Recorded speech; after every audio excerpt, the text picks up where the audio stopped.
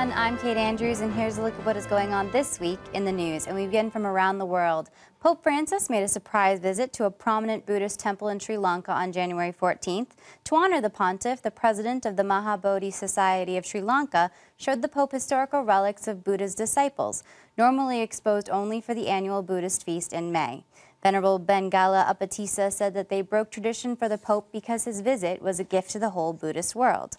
The last time a pope entered a Buddhist temple was in 1984. Venerable Upatissa said that some Buddhists may not approve, but he is not worried. He said that they have to spread the message for respect for one another.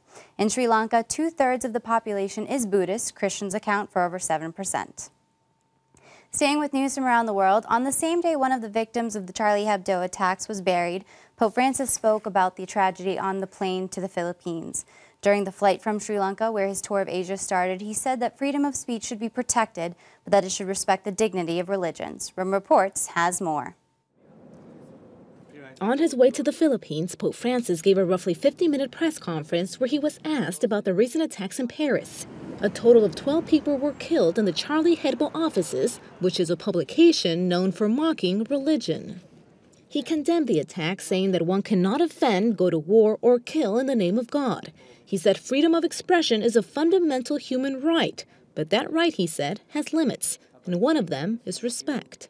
Non si può provocare, non si può insultare la fede degli altri, non si può prendere in giro la fede. He even jokingly said that if a friend who was standing right next to him insulted his mother, he should expect a punch. È vero che non si può reagire violentamente, ma se il dottor Gasparri, grande amico, mi dice una parolaccia contro la mia mamma, ma gli aspetta un pugno.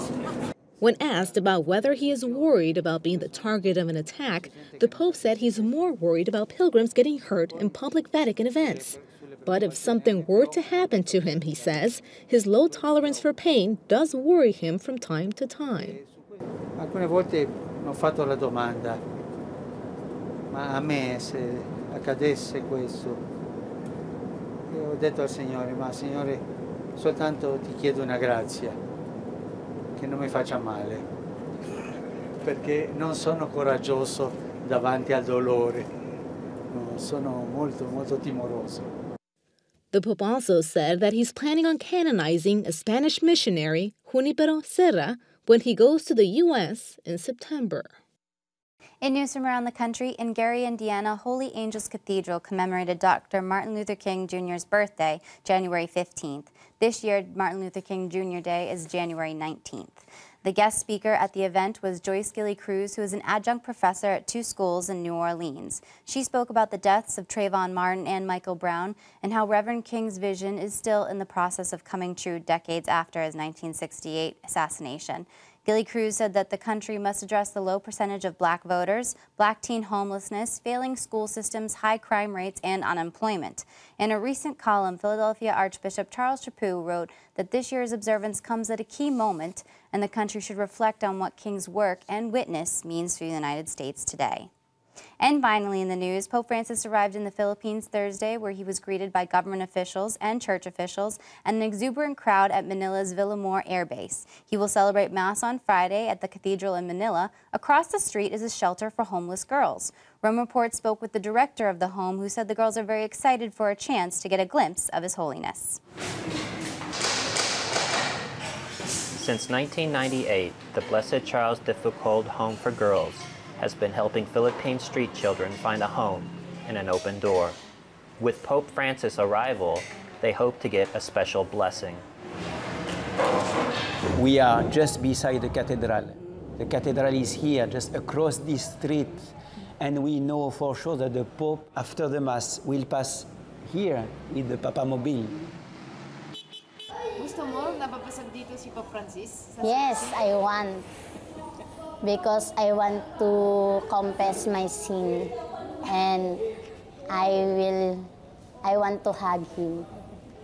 After a life on the street, names and faces are not important for giving and receiving hugs. When Pope Francis announced that he will come to the Philippines, the children were sure that it was Pope John Paul II coming, because in their mind, since he was the last pope to come to the Philippines, and it was a big gathering of people, as you know, because there were already 4 to 5 million people in Luneta. So all the people were really marked by the fact that Pope John Paul came. So when you speak of Pope, they will say, it's Pope John Paul. I even heard one child in the center saying, Pope John Paul is coming. And another one told him, no, it's not Pope John Paul, it's Pope John Paul Francis. That is all the information we have for you at this time. I'm Kate Andrews. Don't forget, you can keep up to date on Catholic news throughout the week with Catholic Newsbreak right here on the Catholic TV Network.